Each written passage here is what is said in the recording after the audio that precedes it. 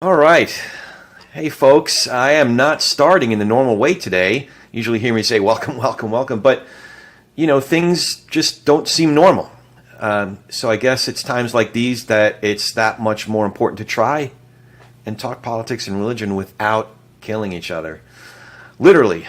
As maybe some folks can recognize, I'm your host, Corey Nathan, and I'm really grateful today to be joined by my brother from another podcast, or mishpacha with a different bracha. I just came up with that on the fly. Great. I love it. I grew up Jewish, became a Christian, and my good friend Adam Epstein is Jewish, as he says. How would you describe it? Oh, yeah. I mean, I am a agnostic Buddhist Jew.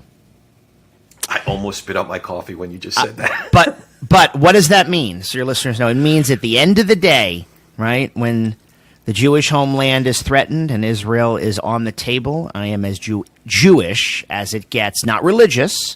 Yeah. And we'll talk about that. Actually, the Zionist project wasn't originally religious. It was about identity and freedom and you know. So that's changed a lot in Israel, but we'll get into that. But yeah, I mean, I feel very close to my Judaism because I feel more vulnerable as a Jew than ever anytime Israel's attacked, or the rise in anti-Semitism we've all been seeing has been really searing to me. So while hasn't sent me to shul, it is sending me, which is temple for those that don't know. I am actually going to a little mini Shabbat service tonight with two friends, just to say the prayer and have a moment of meaning. So yeah, I hope that answers the question there. It's interesting. I decided to go to our Chabad tomorrow morning for Shabbos services. Oh, there you go. Look at you, Corey, going back to the roots. It's the boomerang. It's the Jewish boomerang. Well, you are the Judeo-Christian nexus, and that's really what's going on here. I mean, Israel is the holy land for Christians. I mean, it's not, and Muslims. I mean, it's not, it has real deep meaning for all the Abrahamic religions, That's a deeper conversation, because I think if we rewind to first century, that region, Yeshua ben Yosef was seen as like another rabbi, albeit one that some of his followers were saying was Mashiach, but a rabbi nonetheless who had competing claims to some of the zealots and the obviously the Pharisees and other groups at that time. So anyway, just to kind of introduce my audience and our community to you. Adam's doing work, and this is a simulcast, by the way, so the Talkin Politics and Religion Without Killing Each Other crowd is listening, and the Dirty Moderate crowd is listening. So Adam, as I've already alluded to, Adam's doing work that's very much in common cause with what we're doing here. It's not just a podcast, by the way. It's a whole platform called Dirty Moderate. So dirty. Look at this. We're both wearing purple. I got my purple mug. Corey, but you know why? We both have white hair, and you got to wear purple's a great color for us. You're wearing the right color. Oh, okay. I didn't think that's why I always wear like a lavender or purple because it looks good with my locks. Yeah, there you go. Yeah. Okay. Yeah, it's a gray-haired folks. So, like I said, some folks will be listening on the Dirty Moderate platform. Some will be listening and talking politics and religion without killing each other. So, before we dive in, Adam, would you mind introducing yourself to the TP&R crowd, a little bit about your personal background, your professional background, and all that you're doing as the dirty moderate that you are? Thank you, Corey. First of all, thank you for having me, and I can't think of a better person to talk about this with because you and I always have really great conversations, and our conversations tend to always be somewhat religious, political anyway in nature, and so this is a great overlap, so thank you. So, again, thanks everyone for listening on this simulcast. Dirty Moderate was created to borrow from Corey's introduction because nothing was seeming normal. Nothing for the last, I think, 8 years or so since Donald Trump came down the escalator seemed normal. I'm originally from Miami. I was educated at NYU and Brown University. I spent my first act of my life, which Corey knows well and loves, on Broadway as a award-winning producer for Hairspray, the musical, and many other shows like View from the Bridge and The Crucible. But I worked on Capitol Hill as an intern during my summers in undergraduate. Worked at City Hall as well. I stayed very connected to politics because I had twin loves, theater and politics. And when I say politics, I think there was a time maybe that the idea of being in legislative politics entered into my mind, but I really wanted to be in the world of communication and ideas, and to the point of Dirty Moderate, being able to have conversations, something that the country, as riven as we seem and toxically partisan as we seems to elude us. Everybody's in a silo, or many people are walled off from talking to other people. And so though I was raised in a Democratic family, my grandfather was a delegate to Adlai Stevenson in 56. He was a Florida macher who helped Hubert Humphrey, Hubert Humphrey lost in 68, but he was his Dade County campaign manager, but he helped a lot of Florida politicians. People may know Lawton Childs, Bob Graham, Leroy Collins, all get elected. My grandfather was the first Jewish circuit court judge ever in the state of Florida. Yeah, in 1959. And so I kind of think I came by politics naturally, given the family I came from, but I became disillusioned with parties, even the Democratic Party, because I think even in a normal world, as abnormal as Trumpism is, and Dirty Moderate is a function of being politically homeless. We say we're your port in a political storm. I think I find common cause with you, Corey, with Lincoln Project, with people like that who probably are a hybrid somewhere in the center of things. I probably tilt to slightly center right. I might fit pretty well in like the British Tory party, but we don't have that. We have an authoritarian cult. So I think being politically homeless has been interesting. It's a challenge, but it also has allowed me a certain amount of freedom I felt I didn't have when I was a Democrat to really go after a lot of the things on, I'd say, the mainstream liberal left and far left that I really disagree with. But hopefully in good faith, hopefully without malice. Certainly some of the progressive takes on Israel have earned my ire this week. That's more than me just thinking it's worthy of disagreement. I think it's been pretty downright contemptible. It's another story. But I certainly stand for anything but Trump. I think we as a podcast created what is really called Dirty Moderate and Dirty Moderate Nation, which is our Twitter and our TikTok. It's all at Dirty Moderate Nation on TikTok, by the way, and at Dirty Moderate on Twitter. Two different handles. But I think the cause of Israel and standing by Israel, someone said, how are you going to thread this needle? Which is why I'm happy to talk to you. And I said, well, we are a never Trump, never Hamas, always democracy podcast. And as far as I'm concerned, Israel is the only reliable democracy in that region. And if I'm committed to democracy, I have to be committed to Israel. I think I'd feel that if I weren't Jewish. But certainly since I'm Jewish, I feel it in my kishkas, which is a saying Yiddish for guts. It might be Hebrew, but I think it's Yiddish for guts. And, and I think it's hard not to see what's going on and have at least a moral position on the murder of things. I understand there are two sides in this conflict. It's been raging on really for thousands of years, but even from the early 20th century, from the Ottoman Empire and stuff all the way to now. So there's a lot of complicated history. But we at Dirty Moderate try to facilitate, that's in their interest to be completely divided. And, for lack of a better term, if we can build a bridge to people that we disagree with, or many that we agree with, or just find a place where people don't feel they have to claim a partisan allegiance before saying something, I think Dirty Moderate is that wellspring, is what I would say.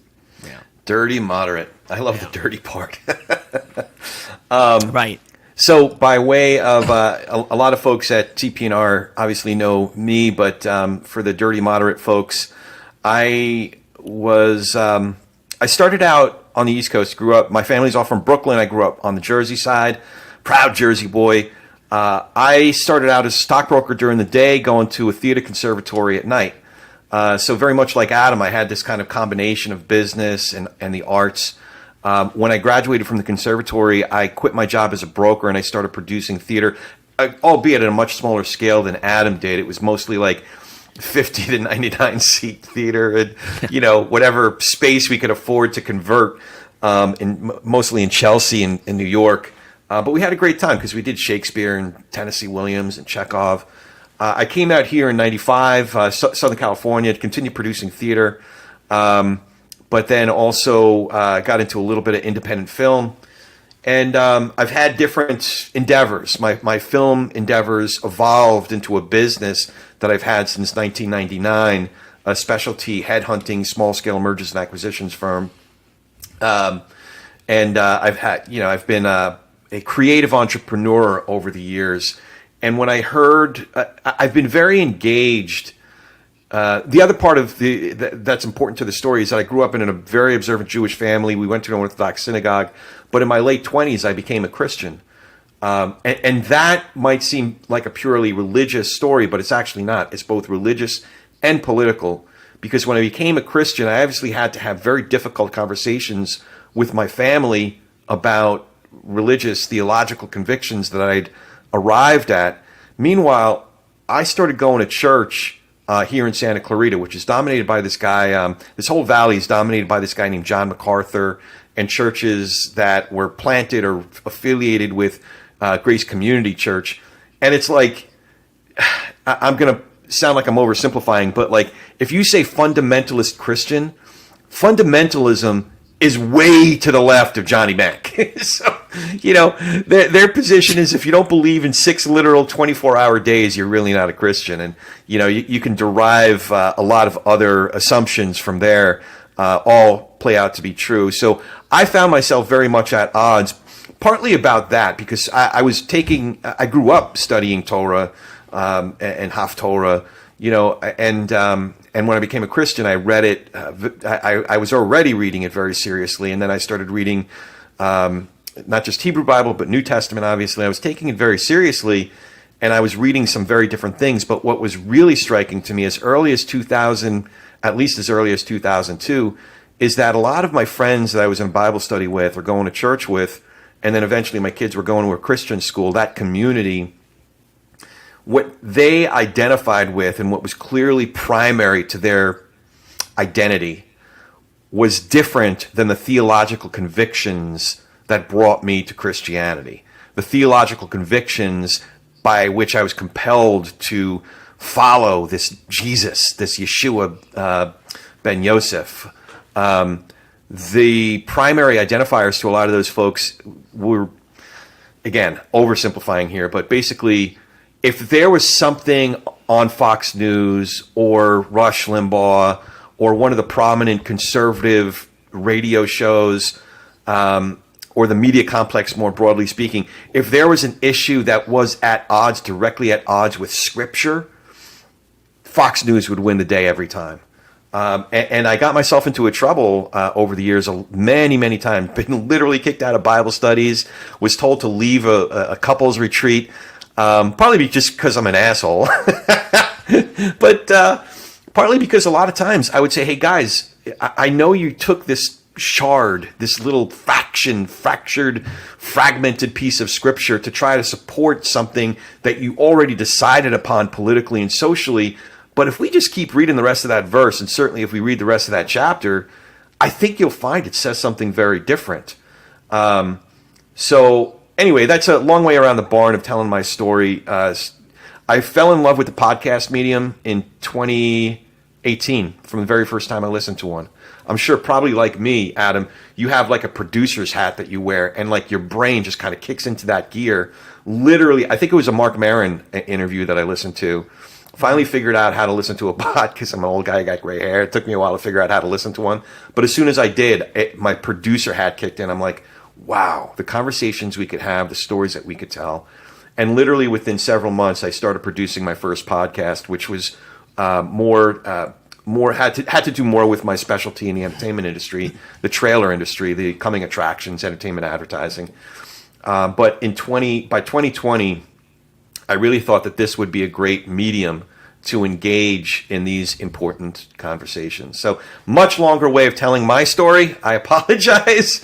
Actually, I wanted to jump in when you mentioned, what Fox does with Scripture. I left out that prior to having my own podcast, I worked as a political commentator. I was considered a liberal on Fox. I was I was exclusive to Trish Regan prime time. She was Fox Business 5 nights a week at 8 p.m.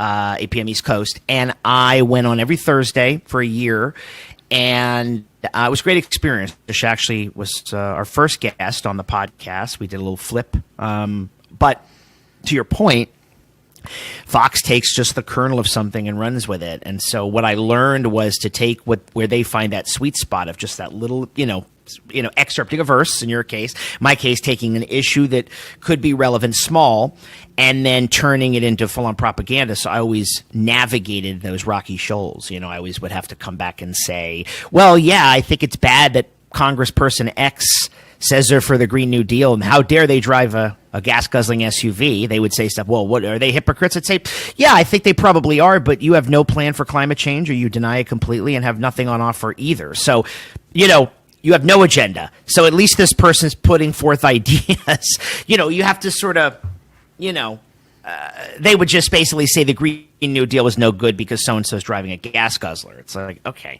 And, and spent 6 minutes on a segment on that where you'd have to say, right, but is still not the point, Yeah, the ad hominem and dismiss oversimplification of complex issues. So speaking of ad hominem, oversimplifications, vilifications, wow, we're in the talk about rocky shoals. We're in the thick of it right now. Oh, yeah. So, Adam, I think you've done a little bit more work on the history of the Palestinian-Israeli conflict.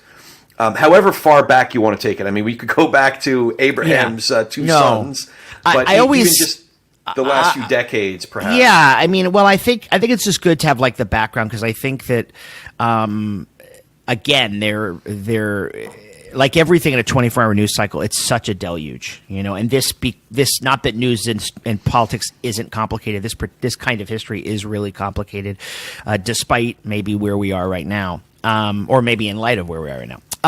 So obviously, Arabs and Jews have been living in the Holy Land ever since it was even ruled by the Ottoman Empire. For those that don't know, the Ottoman Empire came into existence in 1453, I believe, under Constantinople. When Constantinople fell, and to the Turks, and it was in existence till the end of World War I. Okay, so the Ottoman Empire collapsed around then, and one of the winners of that war was Britain, right? And they took over what the Ottomans had ruled, all which is just so much of Arab and Israel land now, lots of Asia, etc. Okay. And during this period, there was a tremendous amount of immigration, Jewish immigration from Europe to what was then called Mandatory Palestine. Okay, under British rule. And this happened especially in the early 30s, when there were many Jews who saw and wisely got out of Nazi Germany. They saw what was happening, were able to go to Palestine. My great-grandfather was one of them. I never met him. He died before I was born, but he left Poland, or what was the border of Poland and Russia, to go there. But there was a lot of resistance to Jews moving into land that, we'll get into this later too, that was in many cases historically theirs, not just biblically, historically. And there was a lot of revolt and a lot of bloodshed where a lot of Arabs and Arab populations resisted this. And, we're going into the 30s now. We're not even into the creation of Israel. So in an effort to kind of squelch this violence, there was a British commission in 1937 created, which recommended what ended up happening by the UN in 1947, which was partitioning Palestine into two states, one Arab and one Jewish. The United States embraced a bit of a different plan in 47, but same idea. And then that plan was immediately rejected by the Arab world. It led to Israel's declaration of independence in 48, okay, and the first Arab-Israeli war. So as soon as Israel was, we got to go back, and it's important for people to listen who often have a kind of facile understanding of history. I don't mean that rudely, or have a presentist view. They see everything through today or through the Trump era as if there was no history before 2015. So anyway, this period produced about more than 500,000 Arab refugees. So it's, there's a lot of displacement going on. Okay, now, who are the Palestinians? I made a little list for myself so we can go, these terms are basic, but let's go into them. In the 1967 wars, this is about 19 years into Israel's existence as a state, Israel captured, among other Arab territories, people may remember, the Gaza Strip from Egypt and the West Bank they took from Jordan. Okay? I mean, they were attacked, but these were the spoils of war. It put residents of those areas, known by this time as Palestinians, remember, Jordan was occupying the West Bank. They were They were essentially there for a long time. Put them under military occupation, fanning a lot of nationalism among these groups. Okay? Hamas, which, by the way, is the Islamic Resistance Movement. It's the Arabic acronym. I don't exactly know but HAMAS is an acronym for the Islamic Resistance Movement, was founded in 1987. So again, 20 years after the Six-Day War of 67. Okay. Yeah. During what was called the Intifada, which means uprising. This was the first Palestinian uprising. In 1987, this was a spinoff of another Muslim movement. I just feel like I should break this down so people know, which was Egypt's Muslim Brotherhood. I think many people have heard of them. If you haven't, they famously were behind the murder of Anwar Sadat, who made peace with Israel, and Menachem Begin in 1978 in the Camp David Accords, Jimmy Carter's, I think, crowning achievement. The Muslim Brotherhood was also a deeply religious Islamist political movement. It gained a lot of popularity, too, among Palestinians because Hamas did gain popularity as they began to do what a lot of authoritarian groups do, where history has shown us this. They established a network of charities that dealt with all the poverty in the region and healthcare and educational needs. And of course, they did that while they launched a huge campaign of suicide bombings and other violent attacks on Israelis. So, most dictators have a tendency to feed the poor, dictatorial regimes, even if they murder lots of people. So what does Hamas want? Well, the main goal of Hamas now, they have a revised charter, which was issued in 2017, is the destruction of the state of Israel. Okay? People can do their own research. This is not propaganda, but that is true. The document itself, the current document, describes all of the Holy Land as what they call an Arab Islamic land, and says Hamas rejects any other options, but it's, quote, complete liberation. Okay? Now, according to the revised charter, the group's conflict is with the Zionist project, not with Jews per se, which the original charter was. The original charter in 87 said the day of judgment will not come, this is a quote, come about until Muslims fight the Jews and kill them. Current Hamas, though they reject any notion of an Israeli state and do want them wiped off the map, they claim that they differentiate between Zionists and Jews. I think that's a false distinction, but that's what they say. Well, okay. For context, Yes. There was an event in my town in Santa Clarita where a number of my friends, my Jewish friends and other allies, sympathetic allies, convened at the city hall. And really, it was a day or a time to mourn together, to grieve together, to talk things out, to make sense out of what makes no sense, out of insanity. And just the fact that they gathered, there were a number of trucks, pickup trucks, and people shouting from the river to the sea, which is a chant. Is a euphemism chant. It's not even a euphemism. Well, people think it's just a benign statement. It actually means we will control from the Jordan River to the Mediterranean Sea. And they were shouting literally, "You're going to be wiped out. You're going down. So they were there to mourn. And then there are these people, whether they identified as Palestinians or I don't know, but they were there to mourn and to hug and support. And there were these people waving flags and shouting and threatening from the river to the sea, and you're going to be wiped out. So it's an extension of exactly what you're talking about. Yeah, that's right. And so, for example, the latest Hamas charter says, we quote, resisting the occupation with all means and methods is a legitimate right guaranteed by divine laws. So again, battle of theology at work, of course. There was an early September poll in the Gaza Strip and West Bank recently, so I guess a month ago or so, that suggested, I don't have the source of that poll, but I can get it later, that if given a choice in legislative elections, this is important, 34% of Palestinians would vote for Hamas, but 36% would vote for Fatah. Fatah, F-A-T-A-H, is the main faction of the more secular PLO. People may remember the PLO run by Yasser Arafat. Okay, they were a guerrilla group that made peace with Israel in 1993.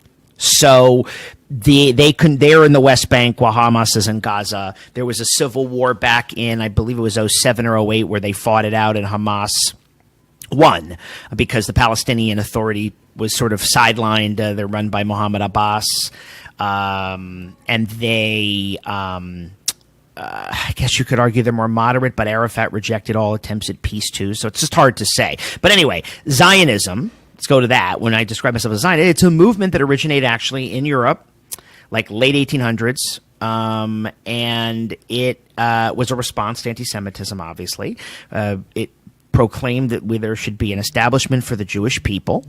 It was actually named after a hill in Jerusalem in the Old Testament. Corey, you know, the hill of Zion. Zion. A Zionist is basically defined in modern day terms as someone who supports the development and protection of Israel. The Gaza Strip, which is in the news right now, very important, is about it's a very small enclave, about 25 miles. The Mediterranean Sea bounds it, and then there's Israel and Egypt sharing about that 25 miles. The Mediterranean Sea's here, Israel is here, Egypt's here, and there's 2 million people in that 25-mile radius.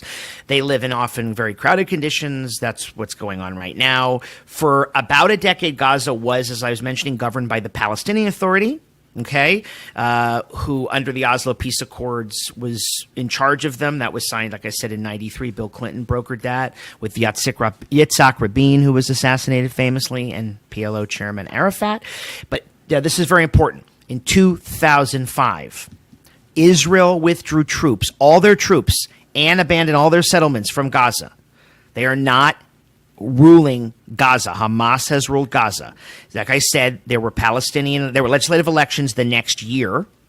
Okay. Hamas was voted in. They defeated the PLO, Fatah, kind of the same thing. And after months of infighting, as I mentioned, Hamas took complete control of Gaza in 2007. All right. Israel has maintained control of Gaza's airspace and maritime territory now, along with Egypt, and has enforced it for security reasons. So Egypt blockades it as well. Okay? You don't hear about Egypt, and you don't hear that Israel isn't ruling Gaza. Israel does not rule Gaza. Okay? And Israel also isn't responsible for all of their electricity and power either, but that's another story. They are responsible for some. Okay. So I just wanted to, point that out, because then you've got, the West Bank situation, right, which is not involved in this war, but I think it's worth discussing. The West Bank is landlocked between the Jordan River, a little bit west of the Jordan River, and there's about 3 or 3.5 million Palestinians there. It's also home to almost 500,000 Jews who've created settlements. Many of them are Orthodox Jews who see the West Bank as the holy Judea and Samaria, as it's referred to in the Bible, and a historic homeland of the Jews, and believe Israel should annex it. That is God motivated as well. The Palestinian Authority exercises a very limited autonomy in the West Bank because Israel has control. That was laid out in the Oslo Accords, by the way. But the agreements were meant to be kind of interim agreements where the two sides could negotiate what they would say was a final status. We heard about this for many, many years. Not in a long time, but they used to be, this is temporary. We're going to go back to the table. We're going to discuss Jerusalem and what's going to happen with that. And that's just when it's come to be, nothing happens, and oftentimes it doesn't come to be.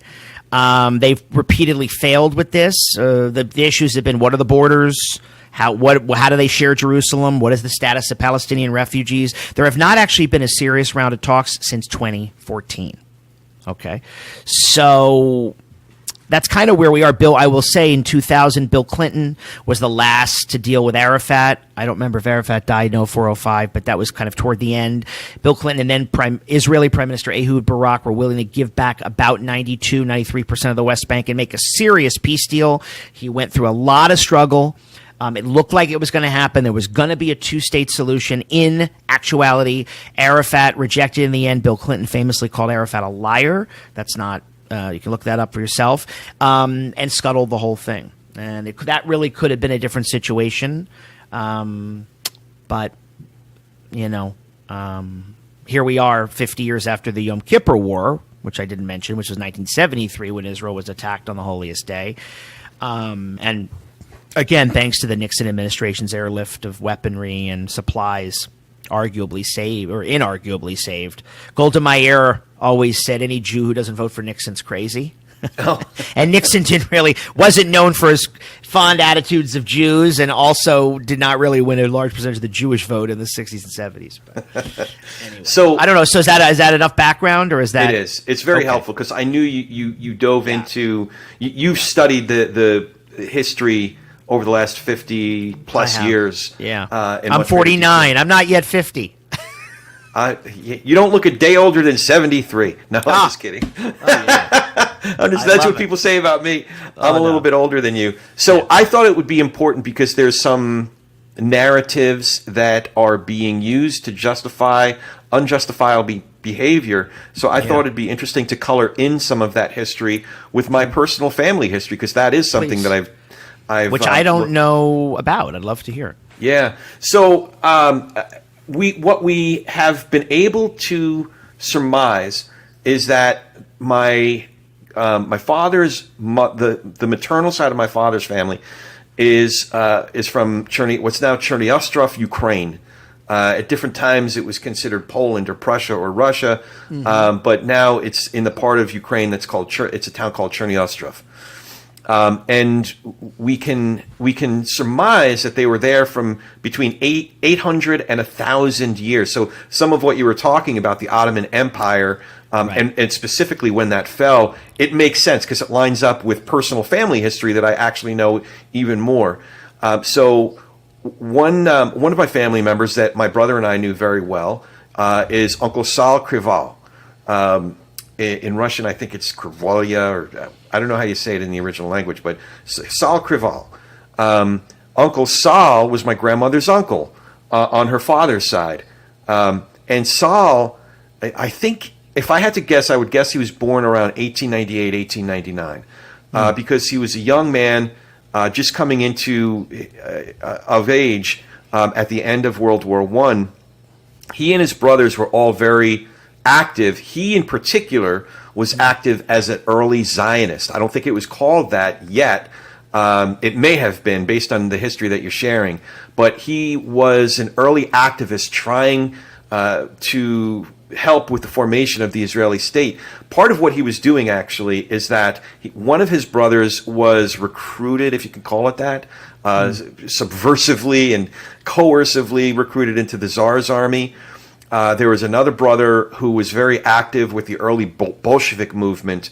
But interestingly, by the end of World War I, what was emerging was that they had already suffered through years and years, decades of Cossacks coming through and having to suffer through pogroms. Houses would be burned down. Women would be raped.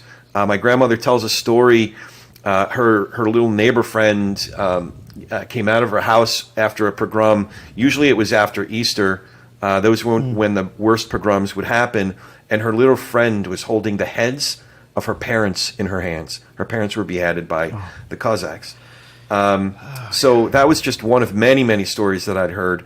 But my grandmother was old enough to remember, what was going on and the trip over here. But by 1919 or 1920, as my grandmother put it, it was the Cossacks and the Bolsheviks and the Tsarists. They were all fighting with each other. But one thing they could all agree on is they all hated the Jews. Oh, yeah.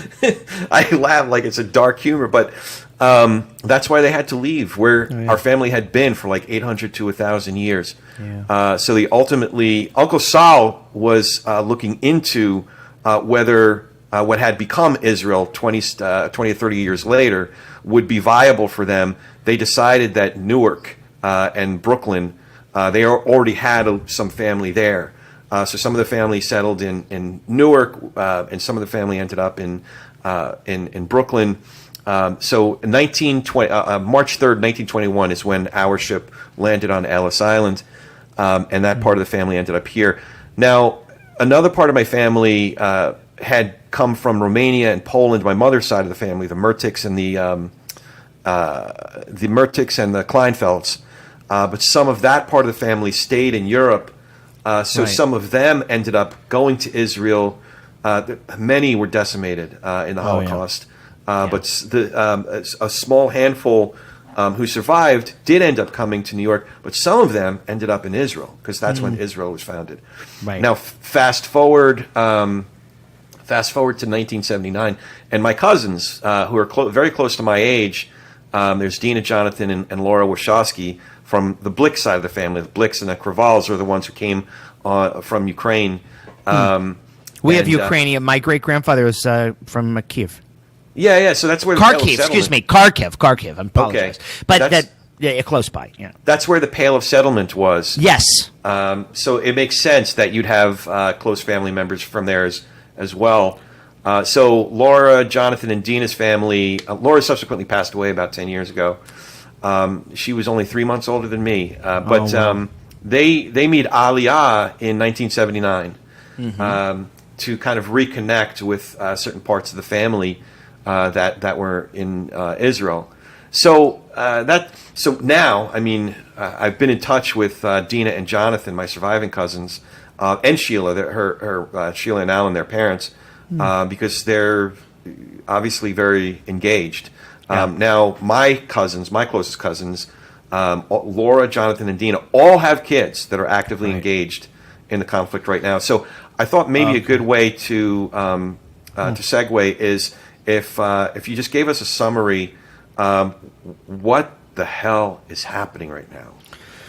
Okay. Well, what the hell is happening?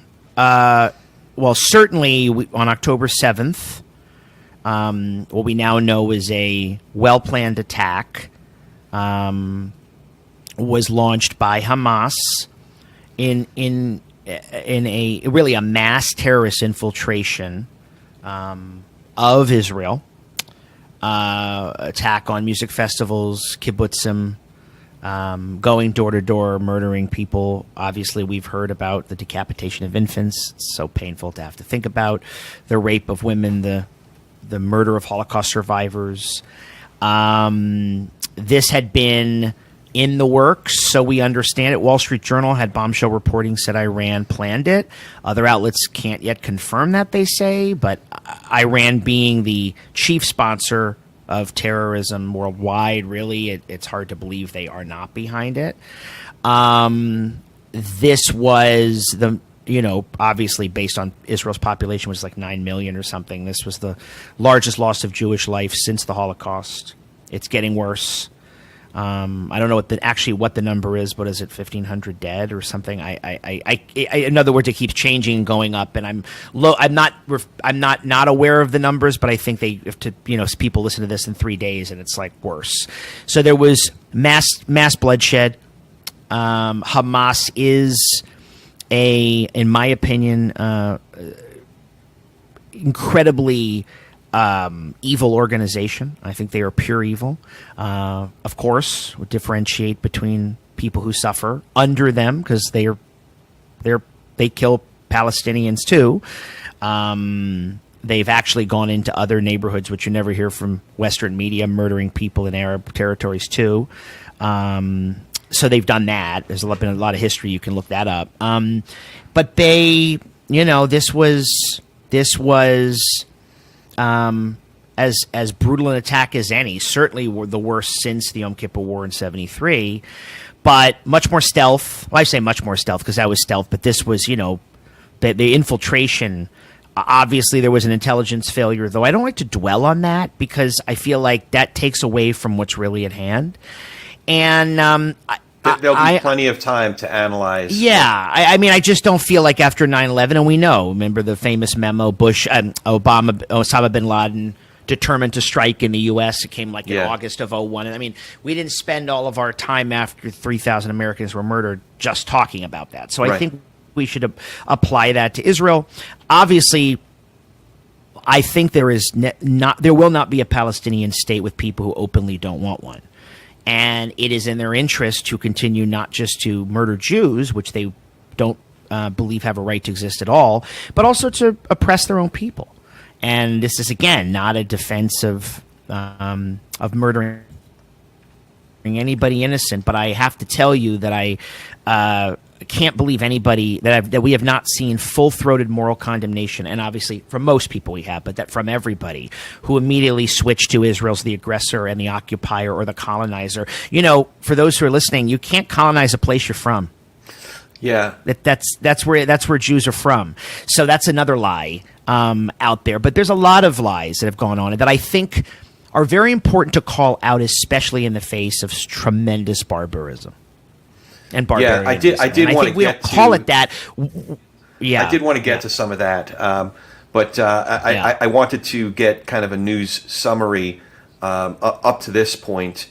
Before the invasion of ground war of Gaza is imminent. The airstrikes have started, but there will be a full ground war. Israel's asked civilians to evacuate, and that's creating a refugee situation for sure. Yeah.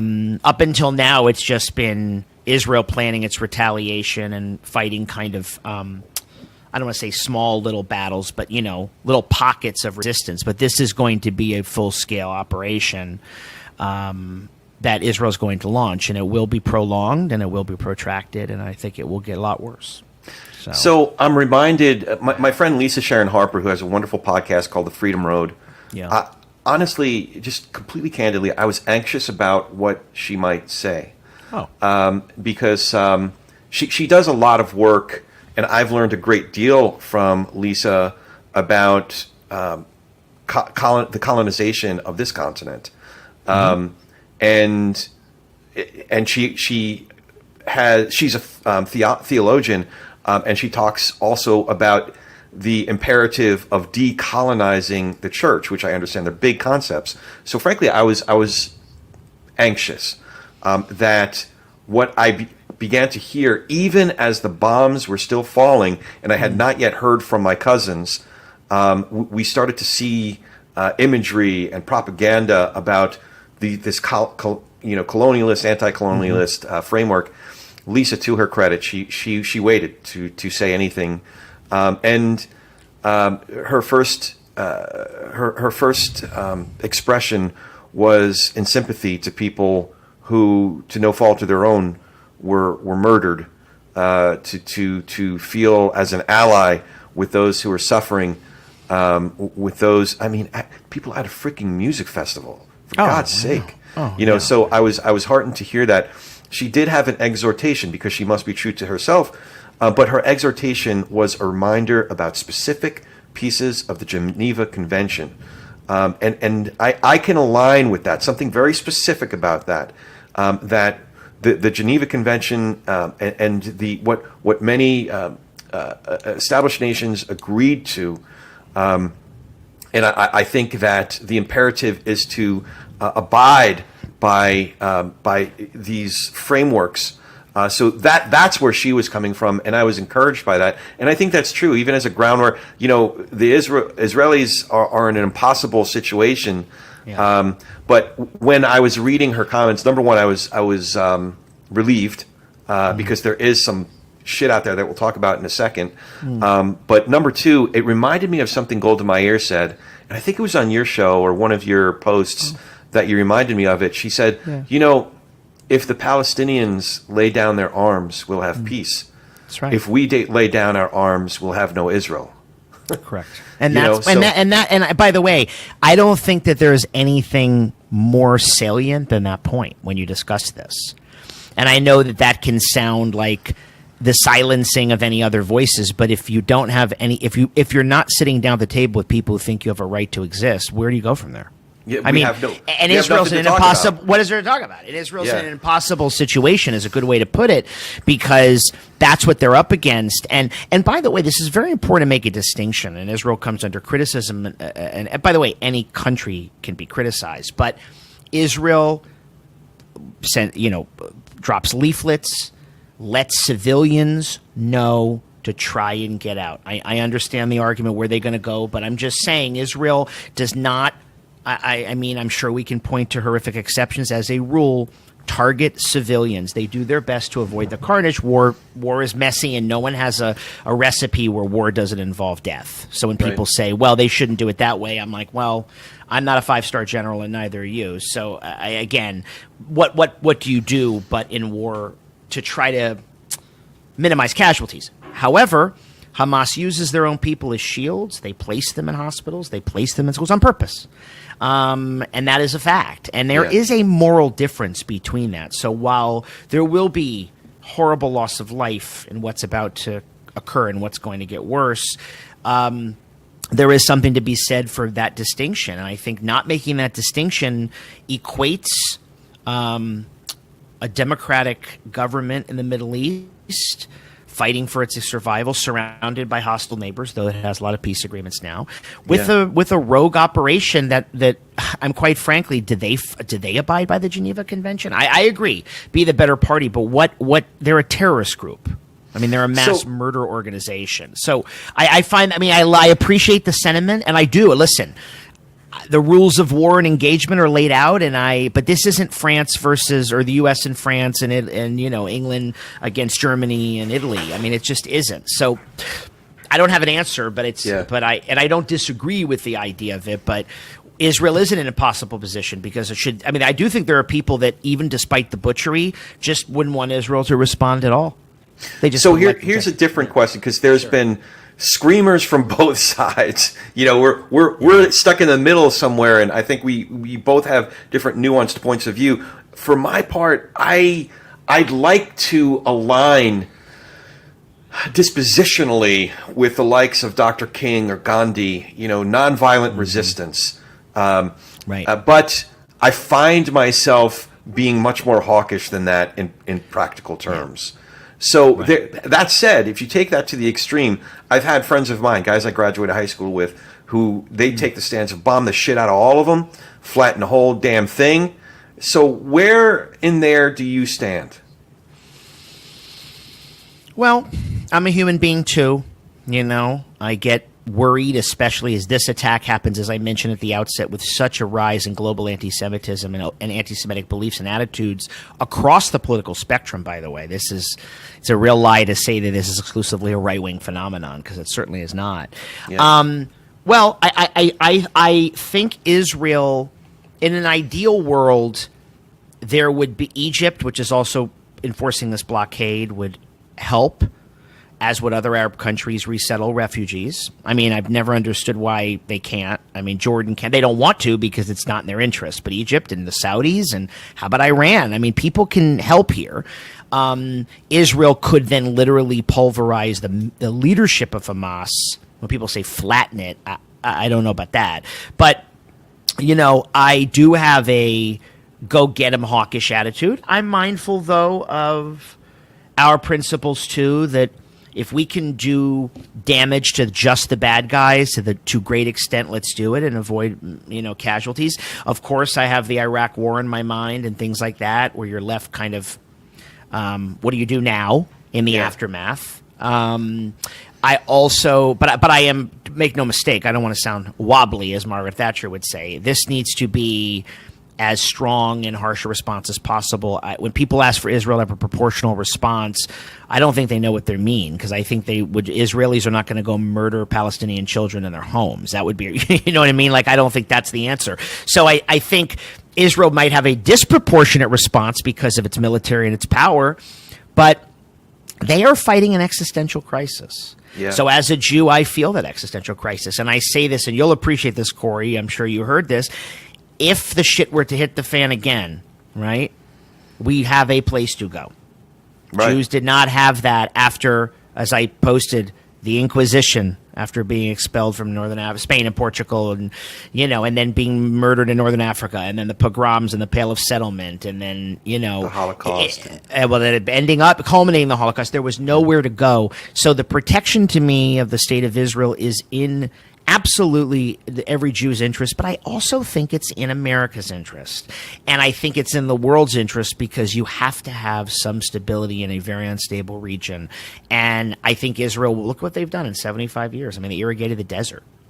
They did, and they created, they're global leaders in technology. They just are. And absolutely, you can go into all the reasons why, or why other groups haven't, but I'm just saying, I think Israel's in need of everybody's protection, and I do think they are the good guys in this. I hate to be so simplistic, but I just do. Yeah. You know, Yeah.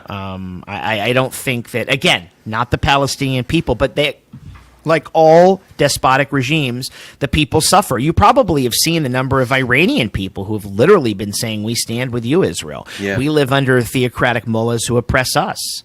I saw there was some guy at a football game. I don't know where it was, as in soccer, and they were all screaming, "Shove the Palestinian flag up your ass."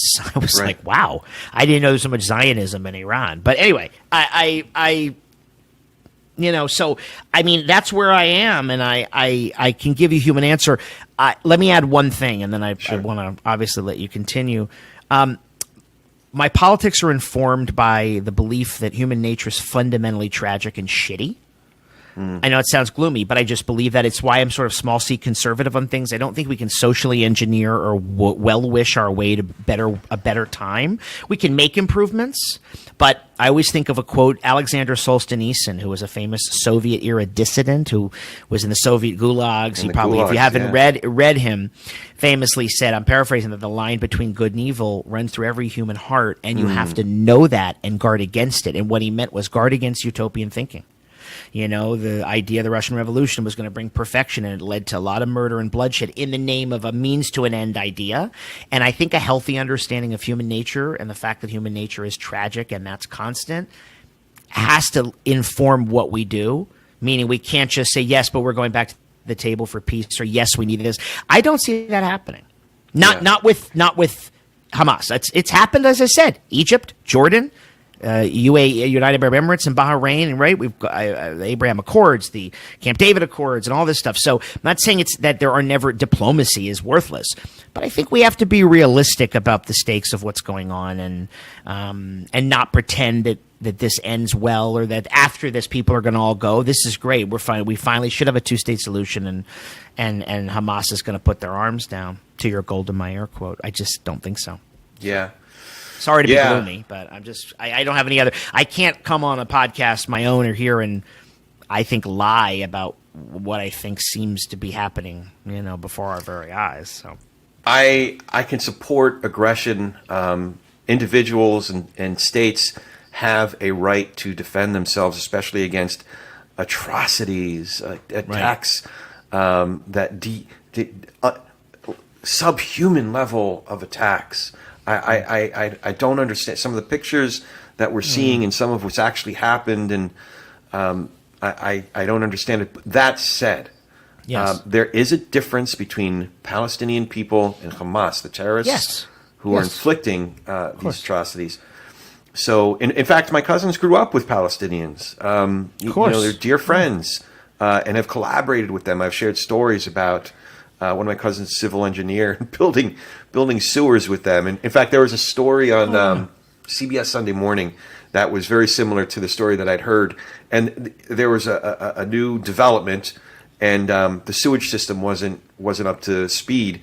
And Palestinian Jewish engineers collaborated because they had to figure their shit out. Literally, if we can figure this shit out, we can figure out. Listen, people are people, and that my view of human nature doesn't mean people are people, and they're complex. There's a restaurant, Corey. For those that know, I live in LA as well. For those that don't know, Corey and I dine out here. We're East Santa Clarita, and I'm Burbank. But there is a restaurant, or there was. LA Times wrote about it. I might have been 5 years ago. It's an Israeli and a Palestinian chef created it together. So it's like this fabulous Middle Eastern mishmash of food. I just don't remember what it's called, but I wish that would be a great human interest story, is to sit down and talk to them now, you know, because they both are going to have plenty of relatives in the region affected. And there's always that. So what's really fucked me up this week, which has been harder to, I don't know if you guys get the explicit rating. I hope you do, because I'm too raw to pretend that I'm going to speak on PBS today. But what's really messed me up is I don't know how to process what some folks that are progressive, identify as liberal, are advocating the most illiberal things I think I've ever seen. You know, I think also this might have been also something that you shared. The Black Lives Matter Chicago branch shared, and LA. And L.A. with the paratroopers. LA didn't show the paraglider, but they condoned Hamas. They condoned Hamas. I don't understand. As a form, they didn't put it in the. Well, they did. They said they condoned Hamas by saying this is resistance and that's what has to be. They didn't say butcher kids specifically, but they said there's no apologies when you're resisting the oppressor. All this.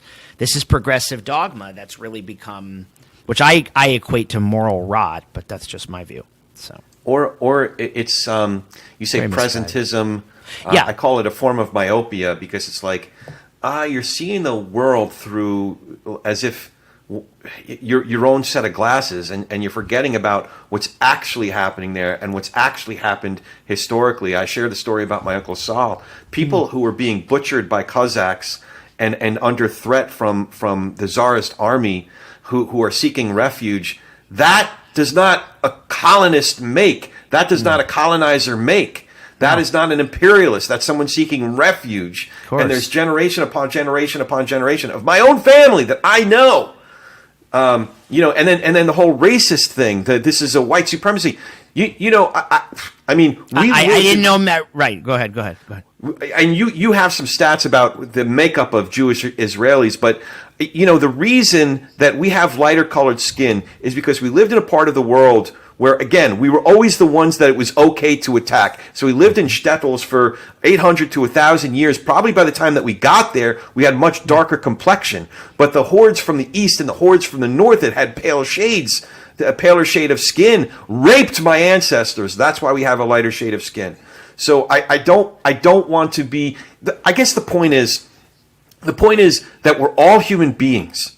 If you see one thing about me, you see that I'm male, or maybe you see that I have a certain shade of skin, and then you then create a narrative about who I am and how much guilt I should feel or how complicit I must be. You're fucking wrong, okay? Because we're human beings here. And we all have complex stories and backgrounds and heritages. And if you're taking a data point and creating a narrative and saying you deserve the rape that's just happened, you deserve the killing, the beheading that's just happened, you deserve to be kidnapped and tortured because of this data point and this narrative that you've crafted out of thin air, you're the fucking problem. You know what I mean? I'm not talking to you, obviously. I'm talking to. No, I mean, it's you've hard heard for me me to process this stuff. Me too. I mean, so to jump off your point about this is so well said, and I share your. I don't want anybody to think I'm lacking passion. I'm just trying to pontificate without losing my shit. Chill me out, man, because some of this. No. You've heard my videos. Those that hopefully will follow me after this can see, and I'm not withholding anything here. I was asked a couple of days ago, Adam, why are you being harder on the left than the right? And I said, because I expect more. Just because I know that Tom Cotton or Ted Cruz, people who I have great disagreements with on almost everything, can be a supporter of Israel. For the most part, certainly the far right has a horrible history of just having any affection for Jews with the alt-right, the white nationalist movement. I don't expect anything from them.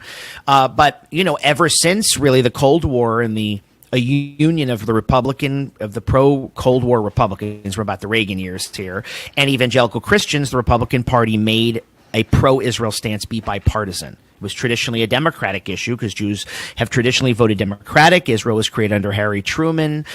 It wasn't as much of a hot button issue before like the 6-Day War and even the Yom Kippur War. And the liberal left, Israel was a socialist experiment. It was kibbutzes and universal health care and all this stuff. And they greatly supported this sort of idea of living as in a commune together, the left did and so forth.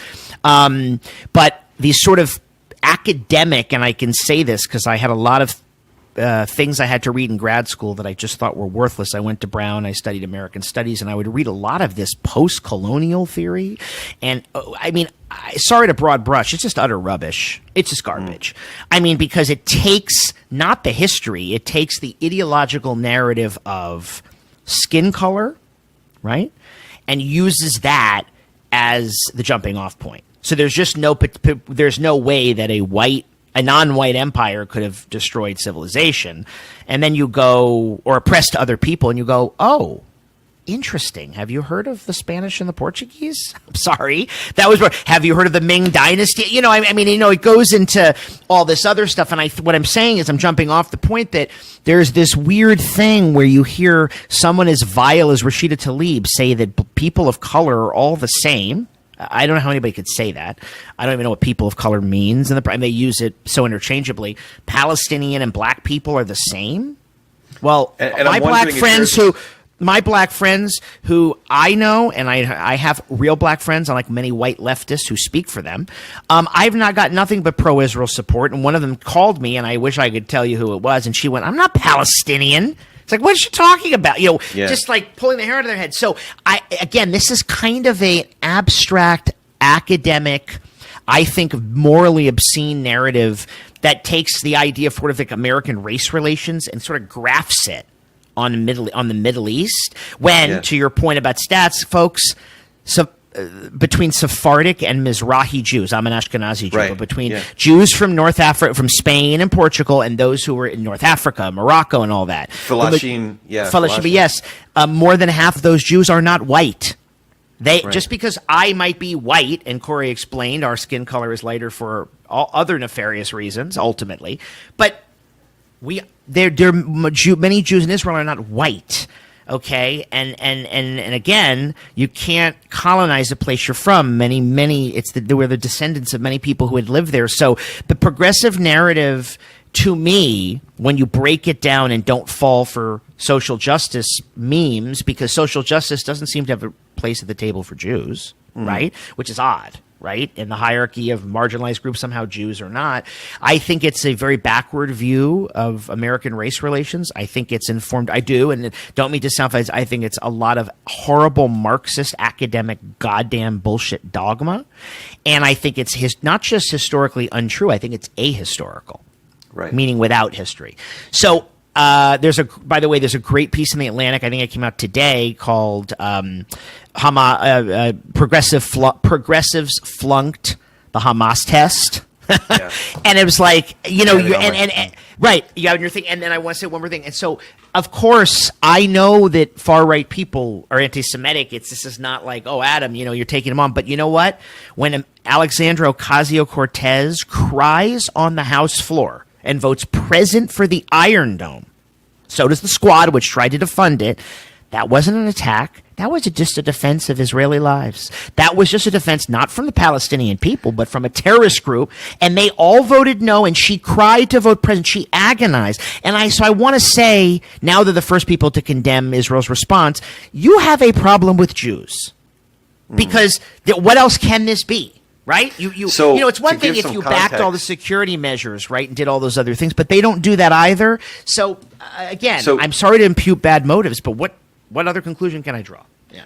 I want to put a human face on this. My cousin Sheila and her husband Alan, 80 and 82 respectively, they live close enough, proximate enough to where the bombing is happening, where they hear and they see the Iron Dome at work. The Iron Dome has saved them. Right. It's a missile radar system, for those that don't know, that intercepts the missile before they hit.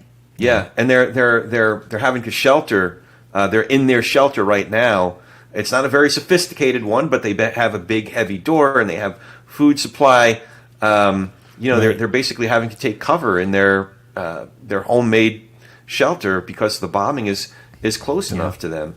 So that's like, even if you don't have, even if you can't bring yourself to support active military engagement, at the very least, what the hell's wrong with a freaking shield? Like I agree. I was attacked by someone on Instagram I had to block. I didn't know them very well. They had often commented, and never this way. And when I posted something against AOC and Tlaib's inability to condemn this, they accused me of hate and came at me. And I just wrote, the Squad, in my opinion, has put my fellow Jews and me in danger for far too long. You know, every time there's been every time, Corey, there has been an Israel Gaza or Israel Hamas war, for lack of a better word. There's been a few instances of, mini wars in the past few years. You see Jews in Beverly Hills getting attacked. You see Jews in London getting beat up. You see it happening all over. Literally all around the world.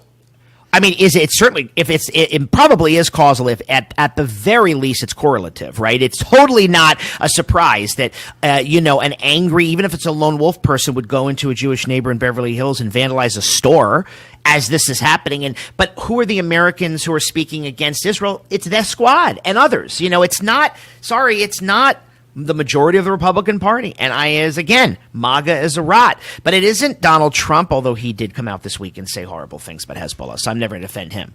Stupid things. But Nikki Haley, Chris, look at the Republican, even Ron DeSantis, who I loathe. I mean, these are, in my opinion, avatars of morality on this issue. So it should be noted, however, that a good, healthy majority of my friends who do identify as progressive and liberal, have clarity on this, and so do mine. And so do mine. Yes. Yeah. So I don't want to. We can't stereotype. Feed into the narrative that this is what they do, because some of my friends who are big Trump fans or Fox News watchers are like, "This is the liberals. This is the Democratic Party." Can I say this though? It's only been in this conflict I'm talking about my young progressive friends who have really turned a corner in the past. They not this time, but whenever it was 2018, 2019. There were pro-Palestine memes that the white progressives were absolutely locking arms with Black Lives Matter, which, by the way, Black Lives Matter's charter is not friendly to Israel. It must be said that must be said. And I also think, of course, you can support Black lives without supporting Black Lives Matter too. But that's another debate. But fair enough. But I do think that there is a lot more solidarity from my progressive left friends, because they see this now for the unadulterated evil that it is. I'm just saying, but it's always been evil.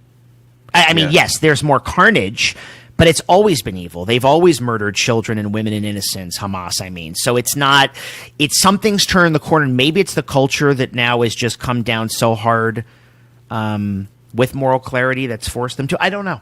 We can't generalize. But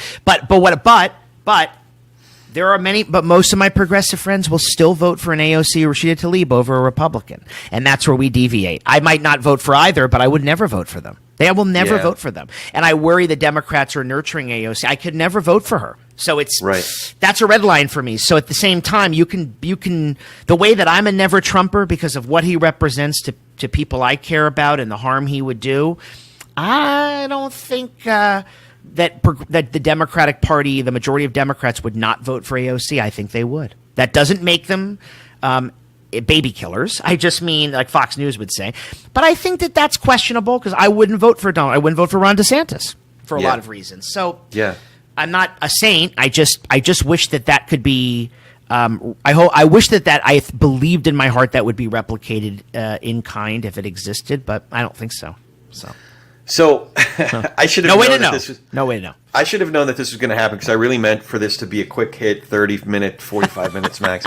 And I mean, we could easily go for another hour. Oh, but I want to bring in Dawn. Great. Because I feel like we've covered a lot of grounds here, but I feel like we probably missed some stuff in the heat of the moment. Sure. And I'm curious if Dawn, your wonderful, incredible, dynamic, brilliant producer. I want to say, Dawn, before you even say so, Dawn Sorokin, all I can say is she is the executive producer, and really from the very, very beginning has not only believed just in Dirty Matter as a brand, but has believed in me. I could not do any of this without her, and I love to make her take the limelight, and she doesn't really like to. But I'm going to turn it over to Dawn. Dawn, what have we forgotten to ask of each other, or cover in terms of commentary and news? What have we missed that really needs to be addressed here? It's such an emotional issue, and I know Adam and I have been frantically back and forth because obviously this is a passionate thing for us individually, but also as a show.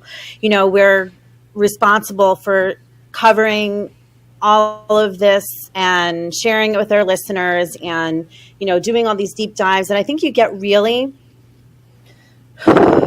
you get really deep in it and it starts to be so painful that sometimes we forget the simplicity that maybe not the average person understands about Israel. I mean, Adam can talk about it for hours and hours. He studied it. He's got a brilliant mind. You have your perspective too. I don't know that the average person is as deeply entrenched in the details and understand, the complexities of what happened in 47 and, what's in the Hamas charter and all these different things.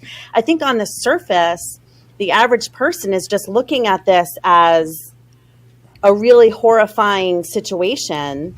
And when you have, in my opinion, ignorant people who try to couple the Hamas, very important differentiator there.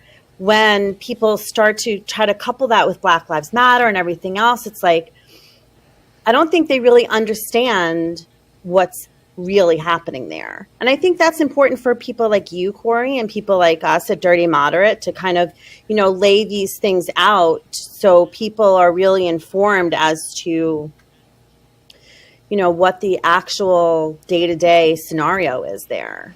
Yeah. Look at a map. If you look at the West Bank, it's literally smack dab in like the middle of the country, and it's so you have like people that hate each other surrounded by like other people that hate them, and it's complex and it's generational and it's families, and it's really, really disturbing. But I think when people start twisting it, like Adam's favorite, the Squad, for their own purposes, it becomes really disturbing and upsetting. And I think people are going to use this in the election cycle for their own purposes, and that kind of makes me sick. Yeah. You're underscoring the imperative that the center must hold or reemerge and remember certain basic ethical principles. Yeah. So we do seem to lose clarity, lose integrity, lose ethical clarity and moral clarity in the heat of the moment, and in folks' passion to align with a side or put a certain jersey on. And I was talking to Yuval Levin the other day, totally name dropping there, I guess, but I'm never above it. That's impressive. I'm a big fan of his. Oh man, what a great conversation. And the way he put it was that it's not about left or right. It's not about red or blue. The degree to which we put on a jersey, I think what he said was he's always basically just regurgitating Aristotle for present day, and that is, what kind of person would I want to be, and what kind of person would I want to be in this situation. So it's about character, formation of character, and the formation of character in the context of who we are as a people. So what kind of person would I want to be? And the way sometimes I think of it is, if my grandchildren, if I should be so blessed to have grandchildren, great-grandchildren, and they look at my behavior in this moment, would they want to hide from that? Would they want to pretend that is not their family and that's not their family's history? Or would they be proud of what we stood for in this moment? Would they want to tell their children about our family's story? I think that's also a really good way to kind of frame it. Even if you don't understand the complexities, like I said, as a human being, take, that like wonderful piece of art that put, a black person, a white person, a gay person, this person all behind like an X-ray, and all you saw was the skeletons. Yeah. Kind of like what you were saying earlier in the podcast, like, at the end of the day, we're really kind of at our core all the same. If you can look at this issue and forget who did what, forget why they were motivated to do what, but can you honestly say that no matter who it was, are you okay with storming into homes and beheading babies? Like, morally, your value system as a human being, does that work for you? That's what I think people need to be asking themselves. Even if you start equivocating, well, it wasn't so many, or and remember, there's no back and forth. And by the way, and to that point, when Rashida Tlaib was asked, she didn't even answer that.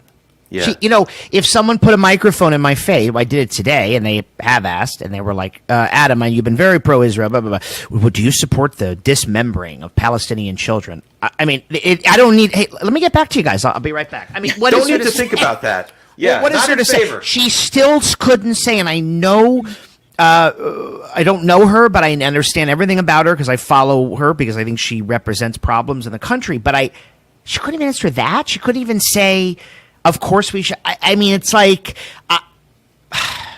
that's to your point, Dawn. Like, both of you, who do you want to be? And when are you going to rise above? Like, that's so deeply, it's so morally odious to not be able to answer that. Even if you have, I don't know if that's her base or who's she speaking to, some people back home. It's odious, right? If Israelis had done this, had gone on a massive killing spree of children, I would be horrified, but I would have to condemn it. As much as I just would. I mean, anyway. Yeah. Like I said, I feel like we could go for another hour, but I do want to land the plane, and I'd love for both of you to answer what I call the TP&R question. Okay. Sure. And that is, we've sort of been talking about this the whole time, but it'd be interesting because you've been doing this work. I'm really interested in your talk of politics and religion without killing each other. Your perspective. Yeah. What do you think each of us can do to be able to share space with, have better conversations with, perhaps even nurture relationships with people across our differences? And I'm wondering, too, if there are chasms that we just can't cross. It sounds like there might be, but it means people who think differently than we do, who have different beliefs than we do, who get their news from different sources than we do. How can we do better at talking politics and religion without killing each other, or is it even possible? Adam, you want to go first? I mean, I've thought a lot about this, because when Dawn goes by D, we call her D. When D and I were talking earlier in the week, about how to address this, because this is such a red line for me, I brought it back to what I said at the beginning: is that if we're a pro-democracy podcast, we have to be pro-democracy, and here's how I'm answering your question. I think that disagreeing on views and beliefs is different than disagreeing on fundamental principles. So we host a lot of people we disagree with. But for example, one of the things in our charter has been not to have on people who will lie about the election, because that violates a fundamental principle of our commitment to democracy. I would love to have on, and we've talked about it, somebody who would be potentially who might even come at it with a deeper view of, let's say, or deeper tilt even toward Palestinian history, not Hamas, Palestinian history, but yet condemned it morally and then broke it down from a different point of view. I mean, there's even a world where that could exist, but there is not a world, I don't think, and I think that that's okay, to have somebody come on who, even if they were just a mainstream politician or thinker, couldn't justify the butchery that Hamas committed. I don't know that sitting down with them, I'm not sure where I go from there, because that is a principle, in my opinion, not just a belief that could change or a viewpoint. So if I'm hearing you correctly, yeah, it's important to have the conversations across our differences, but you have your boundaries, you have your limits. Well, I mean, don't you? I mean, we don't have Marjorie Taylor Greene on our show because I have nothing. I don't think she actually has anything valuable to say. That doesn't CrossFit. mean We could talk about CrossFit. I mean, there's just people that are, I don't have the MAGA clowns on because I just don't, they're defending, in my opinion, the indefensible. And there's different degrees of indefensible, obviously, but there's that too. But I don't know. Dawn, what do you think? Do you think that there's... I mean, I think the first thing is to do exactly what we're all doing, which is we are all putting ourselves out into the ether and encouraging dialogue, encouraging conversations, and encouraging, people to come on and just talk the hard stuff. I mean, it's kind of in the name of your podcast, Corey, Yeah. And it's what we do. And no, we do, we do have like some rules as a dirty moderate. No, we're not going to we're never Trump. We're never Hamas, but we want to hear everybody's thoughts. So I think what to do is exactly what we're doing. Encourage the dialogue. I think it's the way that everybody is so black and white right now. The nuance is just gone. Everybody is just kind of I love how you say, like, wear the jersey, like, you put the jersey on, or you put your rock and roll t-shirt on, right? And that's my band, that's my team, whatever it is. But I think if you're going to put the jersey on, you have to know at least 3 songs from the band, right? That's my rule. I have 2 kids. They're not allowed to wear a band t-shirt unless they can, actually talk about the band and name 3 songs. That's fair. That's so great. I think it's the same thing with a teen. Don't wear a jersey, whatever.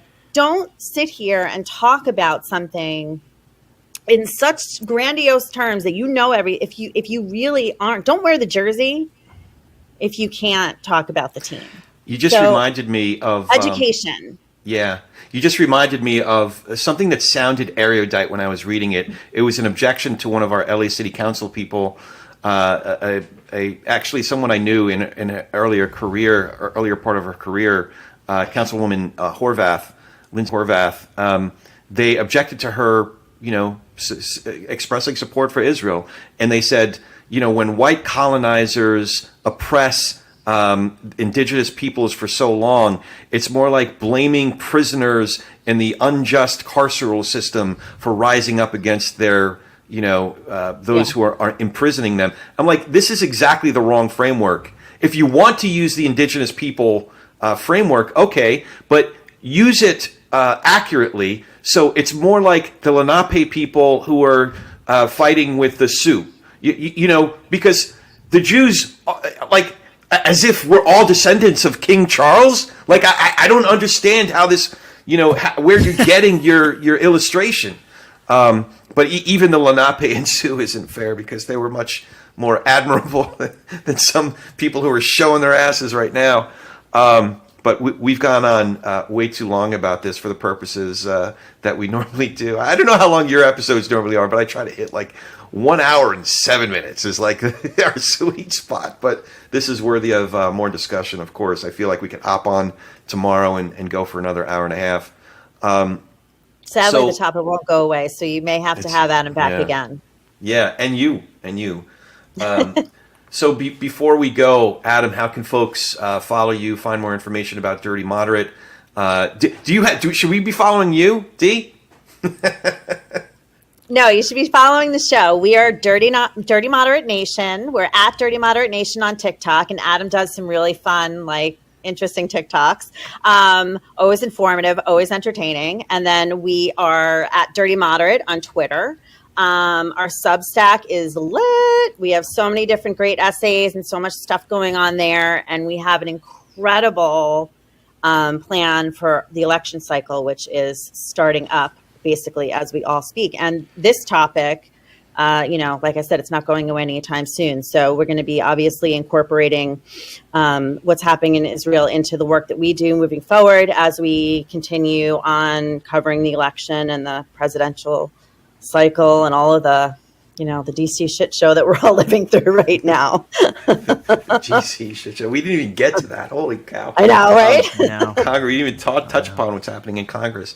Well, you can find this show on all the major apps. Just type in Talkin without the G at the end and politics, TALKIN apostrophe politics, and it usually just comes up on any app. Or you can go to our main site, which is politicsandreligion.us. It's www.politicsandreligion.us. You can find me online too. That's where a lot of I pontificate. I got to ask you guys about Substack, because I think it might be good to get more active there and share more extensive thoughts there. But you can find me, Corey S. Nathan, at COREY, S as in Sam, Nathan, at Corey S. Nathan. Dawn, Adam, I really love you guys. I love the work that you're doing. I really feel a kinship with you. And I'm so grateful to be able to call you guys friends. So thanks for doing this. And we're excited to share you with our listeners. And we encourage everybody to go and listen to Corey, and not just this episode, but he's got some amazing guests in his catalog. And you're always doing such great, thought-provoking, interesting, meaningful work. And we're big fans for sure. Yeah. Thank you so Thanks, much. Corey, for that. And Corey, also, everyone should know you're one of our earlier guests when we first started. That's true. Yeah, you can Oh, go that's back right. to the deep dive, the OG. Got to go Corey- listen to that Corey episode. Season 1. Season 1. Season 1. There you that's go. Right. There Yeah. you go.